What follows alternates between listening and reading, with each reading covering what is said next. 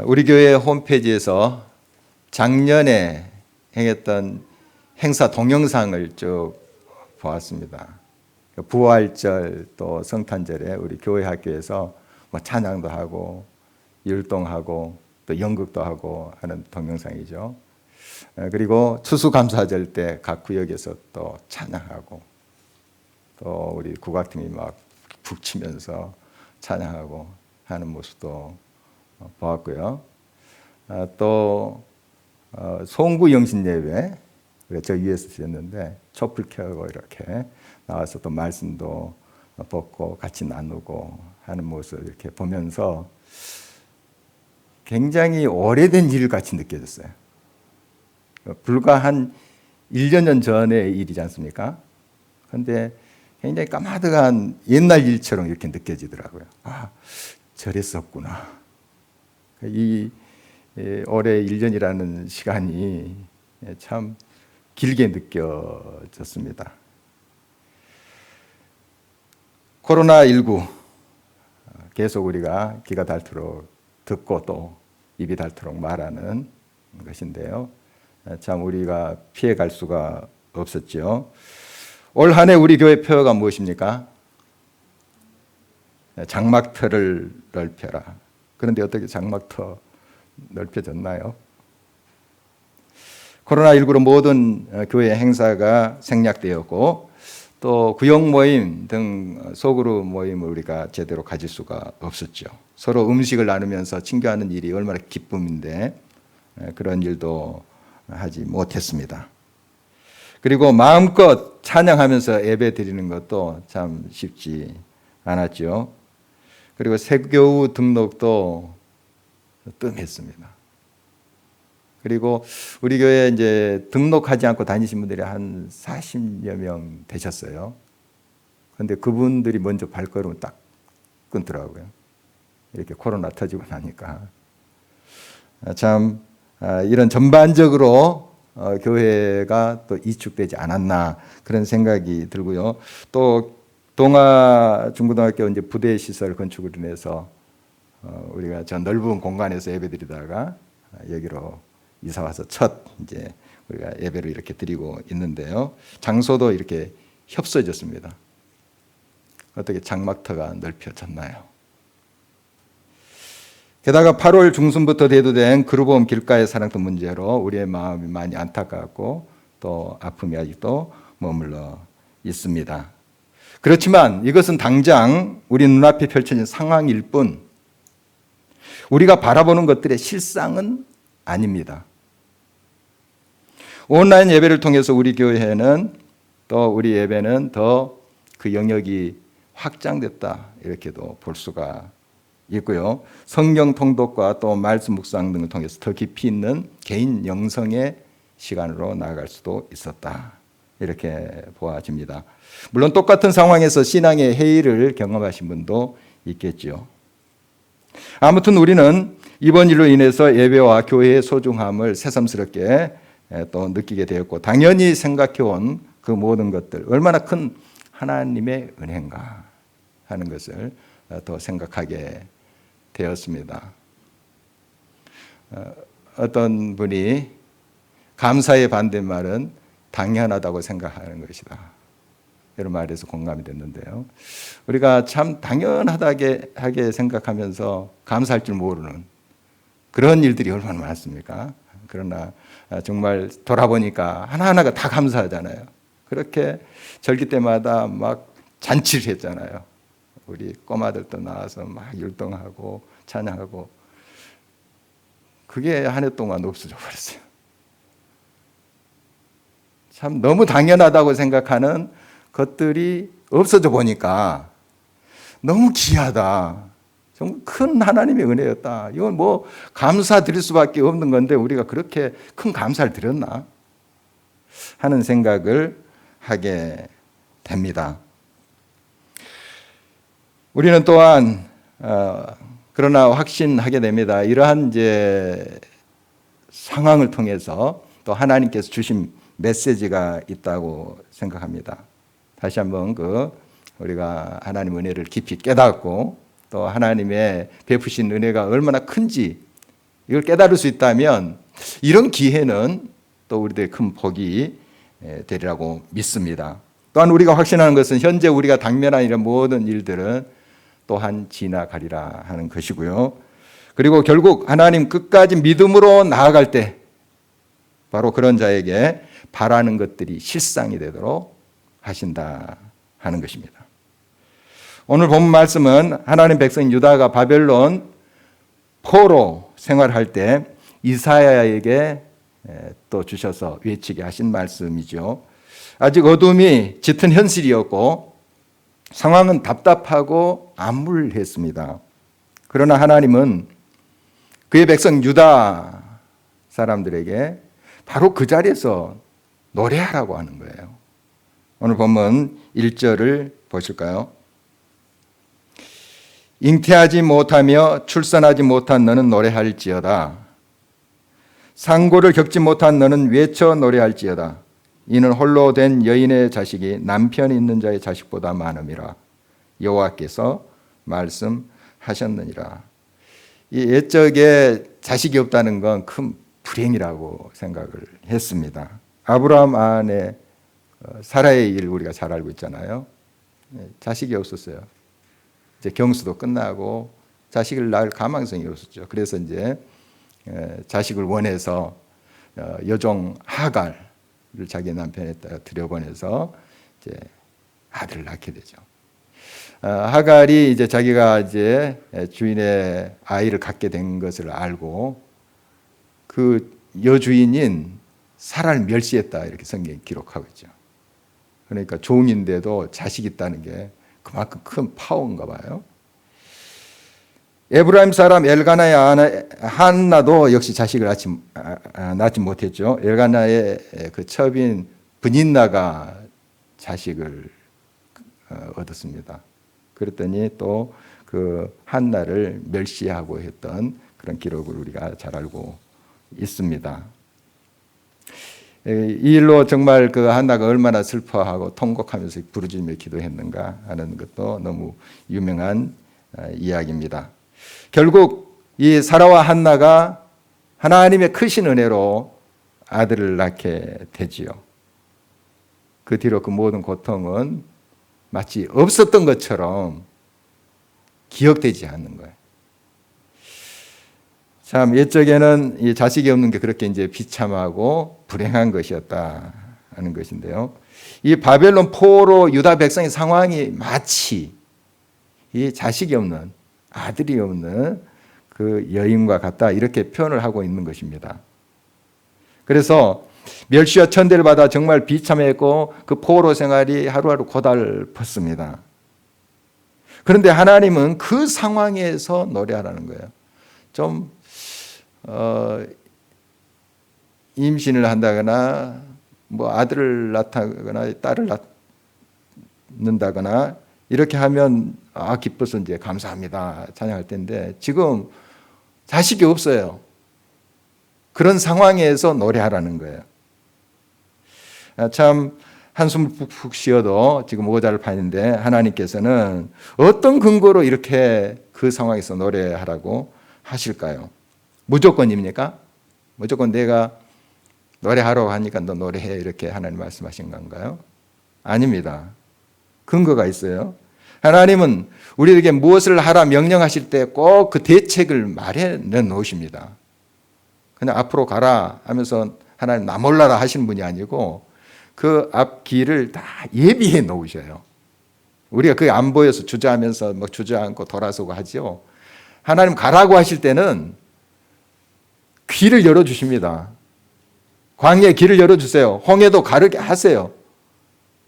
하나님 다 대책을 마련하시고 또 잠시 후에 모든 것이 반전되리라 하는 그런 하나님의 그 약속대로 하나님 다 준비하고 계신다는 사실이에요.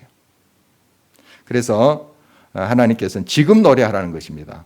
다 모든 일이 성취되고 눈앞에 확실한 것이 보여질 때 물론 그때도 감사하고 찬양해야 되겠지만 지금 자식 없고 처량하고 황폐해져 있는 이 상황 속에서도 하나님이 예비하신 그 일을 믿음의 눈으로 보고 찬양하라는 거예요. 바로 이런 믿음의 눈을 우리도 떠야 되겠습니다. 하나님께서는 결국 모든 것을 이제 회복하시고 자식이 많은 여인처럼 기쁨과 풍성한 은혜를 누리는 삶으로 인도하신다 하는 것 아니겠습니까? 이런 약속을 주시면서 지금 바벨론 포로 상황에 있는 답답하고 암담한 그런 현실 속에서도 너는 찬양하라, 노래하라 이렇게 말하고 있는 것입니다. 주님의 사랑, 놀라운 사랑, 내 맘에 넘쳐 나 찬송하네. 내 입에 찬송 주께 드리리. 주의 이름을 찬양하네. 불의의 사고로 아들을 잃은 한 어머니가 이 노래를 그 아들의 무덤가에서 단조가락으로 이렇게 불렀던 것이 전해져 오고 있습니다. 주님의 사랑, 놀라운 사랑, 내 맘에 넘쳐 나 찬송하네. 내 입에 찬송 주께 드리리. 주의 이름을 찬양하네. 내 입에 찬송 주께 드리리. 주의 이름을 찬양하네. 날라라라랄라라 날라라라랄라라 날라라라랄라라 날라라라랄라라. 어떻게 그 어머니는 그 절망적인 상황에서 이런 노래를 부를 수 있었을까요? 사랑스러운 아들을 데려가신 그 하나님이 원망스럽지 않았겠습니까? 그러나 그는 눈을 들어서 자기 생명보다 귀한 아들을 품으신 우리 주님을 바라보고 저 천국을 바라봤던 것이죠. 그리고 나아가 부족한 자기를 통해서 많은 고통과 아픔을 겪고 있는 이들, 그들 역시 하나님의 위로를 경험하게 하시는 것을 바라볼 수 있었던 것입니다. 자식을 잃은 것보다 더 큰 상실의 아픔이 이 세상에 어디 있겠습니까? 우리가 당면하고 있는 문제가 아무리 고통스럽다 할지라도 이보다 더 크다고 할 수는 없을 것입니다. 아들의 무덤가에서 하나님의 사랑을 만나고 노래한 어머니와 같은 믿음까지 되지 못한다 할지라도 힘들고 고통스러운 상황에서 참된 위로와 생명이 되시는 주님을 꼭 만날 수 있기를 바랍니다.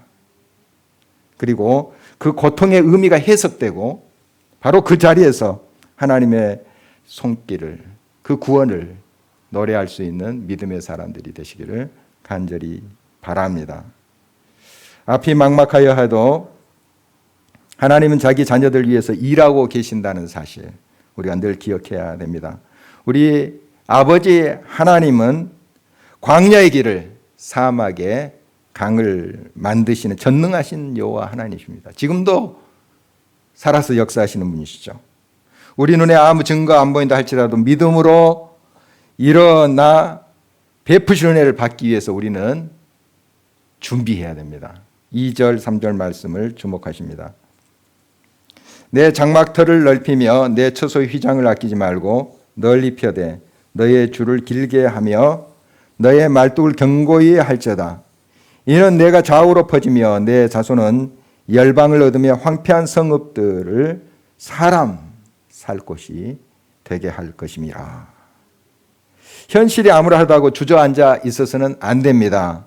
믿음으로 터를 넓게 잡아 말뚝을 견고히 세워야 합니다. 그 예수님의 열처녀 비유에 보면 밤이 깊도록 그 신랑이 오지 않죠. 그러나 그 슬기로운 지혜로운 다섯 처녀는 그 시간에 기름을 준비해 놓고 있었습니다. 비록 칠흑 같은 어둠 속이라도 우리는 주님의 역사를 맞이할 준비를 해야 된다는 것입니다. 예수님의 부르심을 받을 때 베드로 등 몇몇 제자들 고기를 밤새도록 잡으려 했으나 잡지 못했어요. 그래서 이제 아침이 되어서 그 갈릴리 바닷가에서 그물을 싣고 또 터진 것, 찢어진 것들을 이제 깁고 이렇게 하고 있었죠. 예수님이 그들에게 나타나셨습니다. 그리고 깊은 데로 가서 그물을 내리라 했죠. 말씀대로 했더니 엄청난 고기를 잡았습니다. 우리 잘 알고 있는 내용입니다. 그런데 이제 예수님의 말씀에 순종해서 말씀에 그대로 따라 했더니 이러한 놀라운 하나님의 기적이 있었다. 우리 잘 알고 있습니다. 또 이런 관점에서도 볼 수 있어요. 그들이 밤새도록 고기를 잡지 못했어요. 낙담할 수 있죠. 아, 이거 오늘 허탕쳤다. 이렇게 이제 생각할 수 있죠. 힘이 빠질 수 있어요. 그러나 다음을 준비했다는 겁니다. 그물을 씻고 터진 데 기우고 준비했어요. 그래서 예수님께서 명령하시자 그물을 들이었더니 많은 고기를 건질 수 있었어요. 예수님이 많은 것을 준비하시고 고기도 많이 이렇게 모이게 하셨다고 해요. 그런데 그물이 다 터졌어요. 찢어졌어요. 그럼 어떻게 되겠습니까? 다 쏟아버리지 않겠습니까? 너무 우리가 잘 알고 있는 거죠. 지금 빈손이라 할지라도, 지금 암울한 그런 시기라 할지라도 이 상황은, 이 시기는 준비해야 될 때입니다. 그런 또 절호의 기회가 되는 것입니다. 폭우가 쏟아지는 날 나무꾼은 집에서 쉬어야 됩니다. 산에 가서 나무 할 수 없는 상황이 될 때 이제 공치는 거죠, 그날. 그러나 사실 그 집에서 돕기를 가는 것입니다. 준비를 하는 거죠. 그날 그러면 그게 공치는 날이 아니에요. 의미 있는 시간이 되겠죠. 축구 선수들 전반전 끝냈습니다. 쉬는 시간이죠. 그때 다시 축구화 끈을 다시 조입니다. 준비하죠. 그리고 후반전을 또 열심히 뛰어가는 모습 우리가 알고 있습니다. 여러분의 삶 속에 지금 소득이 없고 지금 빈손이다. 지금 참 암담하다. 답답하다. 이때 우리는 준비해야 될 때다 하는 것이에요. 장막터를 넓히고 말뚝을 세우고 준비해야 되지 않겠습니까? 하나님이 채우실 때 그래야 그것을 받지 않겠습니까? 대림절 두 번째 주일을 지나고 있습니다. 다시 오신다는 예수님은 마치 멀리 계시는 것 같이 느껴지기도 합니다. 그리고 당면하고 있는 이 답답하고 고통스러운 그런 상황이 언제 끝날지 모르는 그런 느낌도 들기도 합니다. 그렇게 발버둥 치면서 애썼지만 손에 잡는 것이 아무것도 없는 그런 허망함에 다리가 풀리는 경우도 있습니다. 그러나 기억해야 됩니다. 바로 이때가 우리가 상상을 초월하는 하나님의 은혜를 받기 위해서 준비하는 때이다 하는 것입니다. 아무리 폭포수같이 쏟아지는 비도 자그마한 그릇은 그 그릇의 양만큼 채우고 다 흘러보내버리면 준비한 그릇만큼 채우는 거죠. 우리가 하나님께서 놀란 것을 계획하시고 부어주십니다. 생명까지 주셨는데 뭘 아끼시겠습니까? 우리가 아무것도 할 수 없다고 하는 그 상황, 절망적이고 암담한 상황 속에서는 그 그릇을 준비하는 겁니다. 털을 잡는 거예요. 아직 집은 올라가지도 않았어요. 그러나 털을 잡는 거예요. 말뚝을 받고 그래서 털을 넓히는 거죠. 종말론적으로 예수님이 약속하신 대로 꼭 이 땅에 오실 것입니다. 반드시 오십니다. 동시에 우리의 삶의 마디마디마다 이런 고통과 암울한 시기를 거쳐서 또 하나님께서 회복의 시간들을 주세요. 그게 이제 매듭이 지어져서 이제 우리의 삶이 연결되는 것이죠. 여러분, 이번 대림절에 혹시 여러분의 삶 속에 여러 가지 암울하고 참 힘든 그런 부분이 있다면 준비의 시간으로 가지십시오. 그 시간도 귀한 시간이에요. 공쳤다. 아무것도 할 수 없네. 절망적이다. 이게 아니고 그 시간은 하나님께 더 가까이 갈 수 있는 시간이고 하나님의 은혜를 더 깊이 깨닫고 당연하다고 생각하는 것이 참 이게 감사의 조건이구나. 얼마나 큰 감사인구나. 이걸 깨닫는다면 이 시간은 굉장히 의미 있고 가치 있는 시간이 되지 않겠습니까?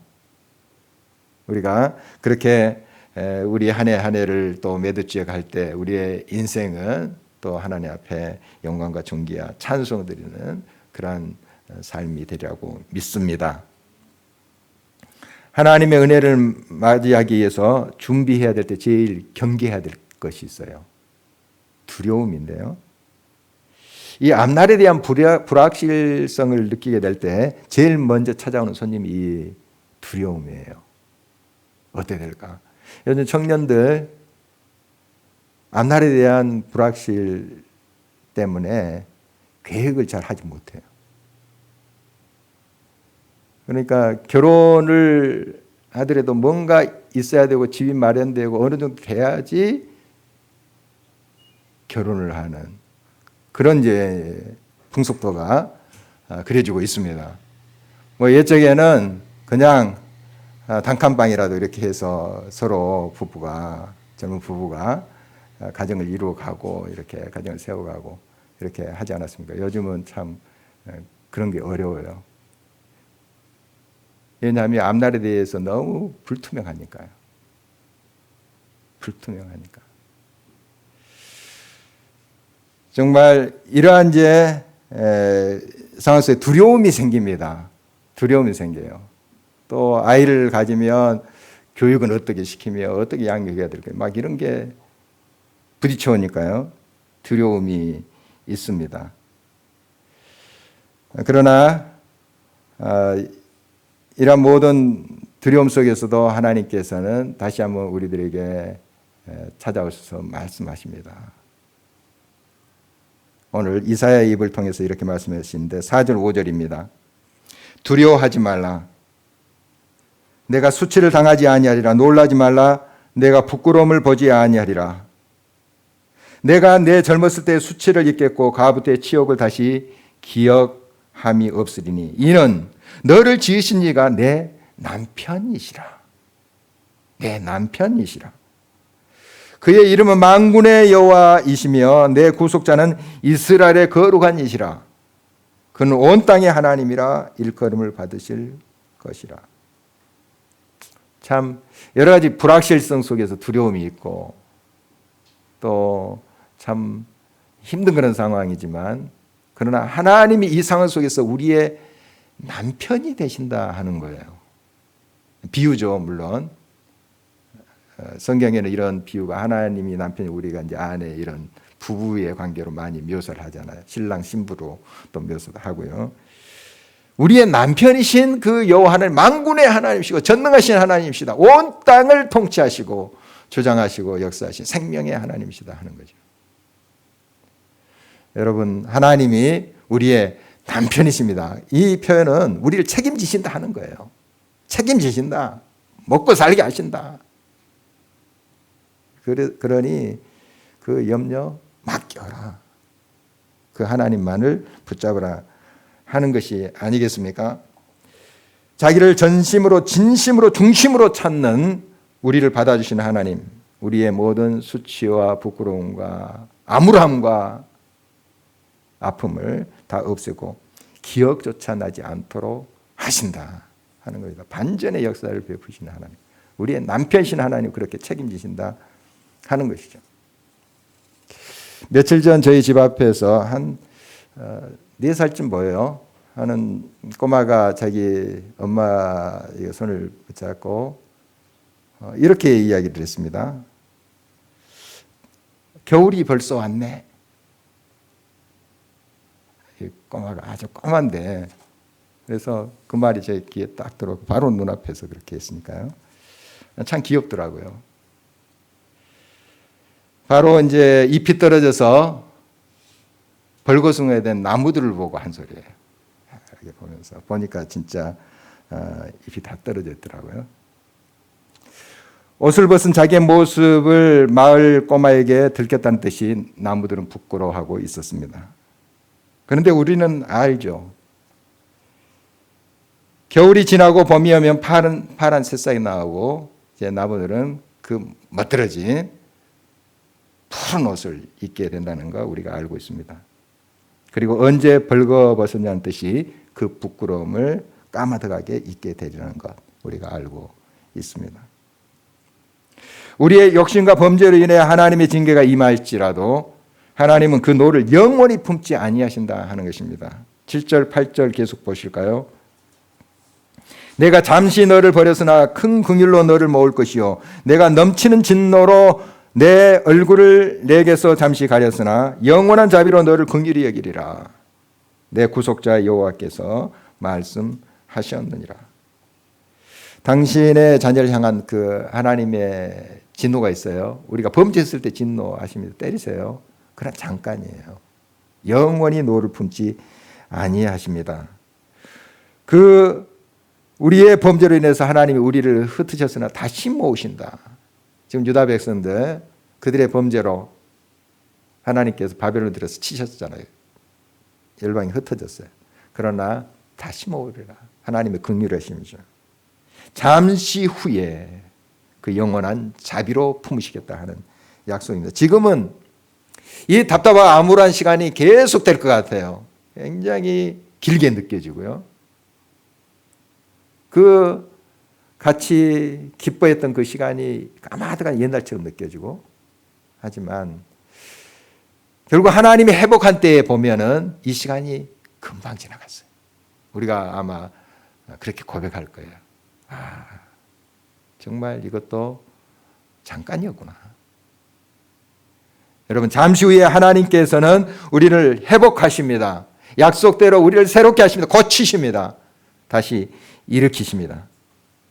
코로나19 상황이나 우리 교회적으로 또 그룹 문제, 아픔이 아직도 우리 가운데 있습니다. 그러나 잠시 후에 언제 그랬냐는 듯이 하나님께서 모든 것들을 아름답게 하실 것입니다. 회복하실 것입니다. 하나님의 크신 역사로 함께 하실 것입니다. 그렇다면 우리는 이 상황에서 어떻게 응답해야 될까요? 온전히 하나님께로 돌아가야 되겠죠. 하나님의 약속이 우리의 현실, 실상이 되기 위해서는 그 약속을 우리가 믿어야 돼요.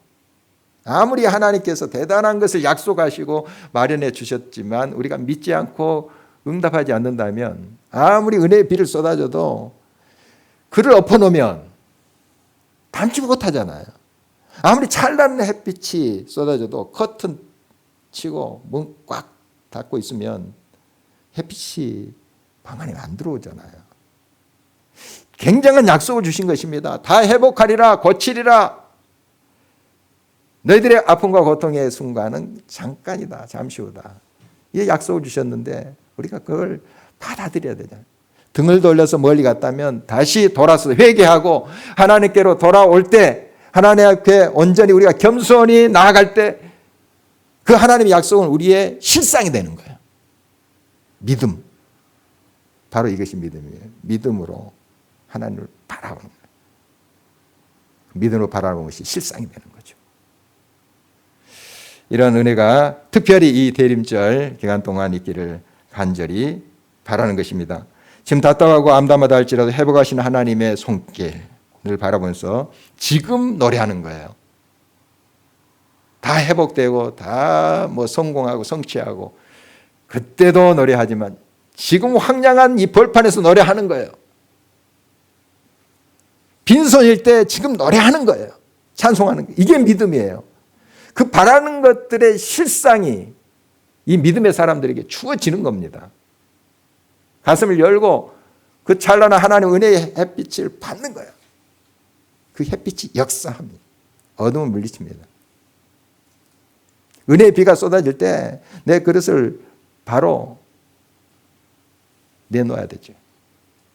엎어진 그릇이 있다면 바로 세워놔야 되죠. 그리고 큰 그릇을 준비하는 거예요. 지금은 한 뼘 땅도 없어요. 그러나 말투로 받는 거예요. 믿음으로 장막들을 넓혀 놓는 거예요.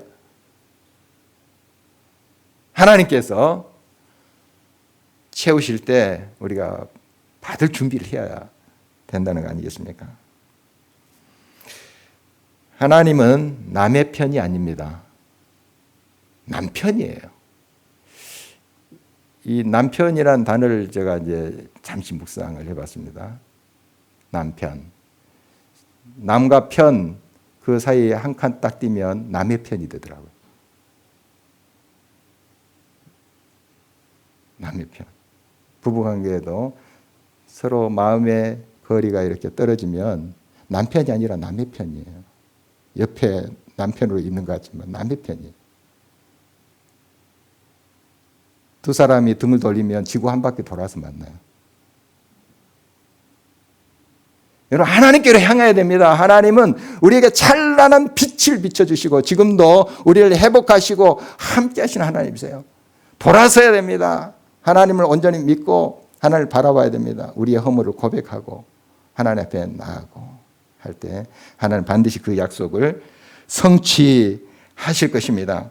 지금은 흩어진 것 같으나 잠시 후에 하나님께서 모으실 거예요. 지금은 암담하다 할지라도 답답하다 할지라도 잠시 후에 하나님께서 참된 자유와 기쁨과 소망으로 역사하실 것입니다.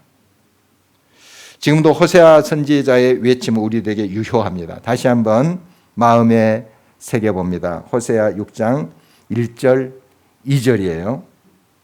우리 함께 읽어보겠습니다. 오라 우리가 여호와께로 돌아가자. 여호와께서 우리를 찢으셨으나 도로 낫게 하실 것이요 우리를 치셨으나 쌓아매어 주실 것임이라. 여호와께서 이틀 후에 우리를 살리시며 셋째 날에 우리를 일으키시니니 우리가 그의 앞에서 살리라. 아멘.